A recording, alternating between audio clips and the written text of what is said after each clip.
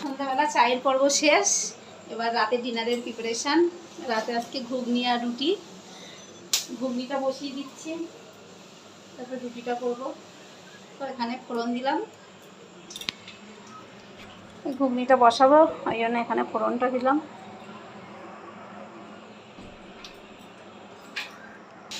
দেখো এখানে জিরে, তেজপাতা, শুকনো লঙ্কা ফোড়ন দিয়ে আলুটাকে ভেজে নিচ্ছি।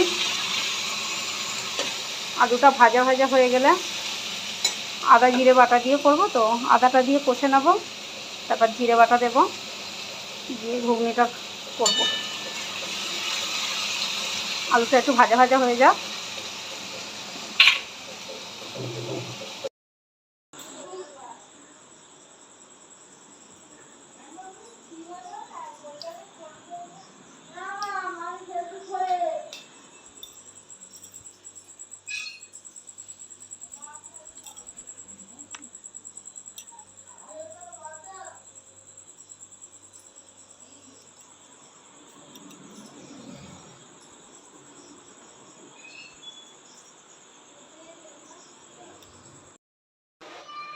গুড মর্নিং সবাই,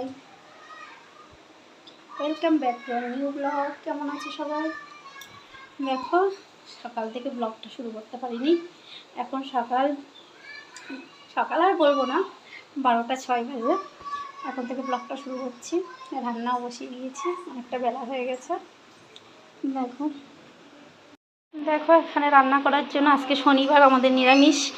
এখানে ঝিঙে কেটে নিয়েছি, আলু কেটে নিয়েছি, ঝিঙে আলু পোস্ত হবে। এখানে পোস্তটাকেও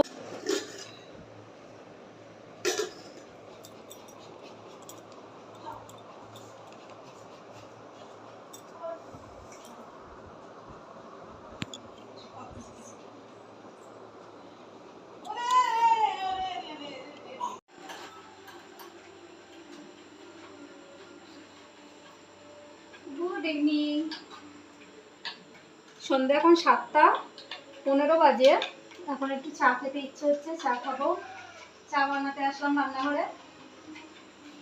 ঠান্ডা ওয়েদার, বর্ষা হয়েছে তো একটু দুধ চা খেতে ইচ্ছে হচ্ছে, একটু দুধ চা বানাচ্ছি।